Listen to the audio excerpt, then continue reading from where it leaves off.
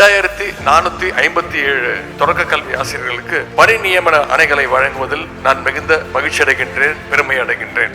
பொதுவாகவே திராவிட இயக்கத்திற்கும் ஆசிரியர்களுக்கும் ஒரு நெருங்கிய பந்தம் உண்டு. கிட்டத்தட்ட 100 வருஷத்துக்கு முன்னாடி செங்கல்பட்டுல நடந்த சுயமரியாதை மாநாட்டில் பெண்களை அதிக அளவில் தொடக்கப்பள்ளி ஆசிரியர்களாக நியமிக்க வேண்டும்னு தீர்மானம் நிறைவேற்றியவர் தந்தை பெரியார் அவர்கள். இன்னைக்கு நிறைய மகளிர் இன்றைக்கு ஆசிரியர்களாக இங்க வந்து பெருமையாக அமர்ந்திருக்கிறீங்க. பெரியாருடைய விருப்பத்திற்கேற்ப தொடக்க பள்ளிகள்ல பெண்களுக்கு முன்னுரிமை கொடுத்து பணி வாய்ப்பை வழங்கியவர் நம்முடைய முத்தமிழர் டாக்டர் கலைஞர் அவர்கள்.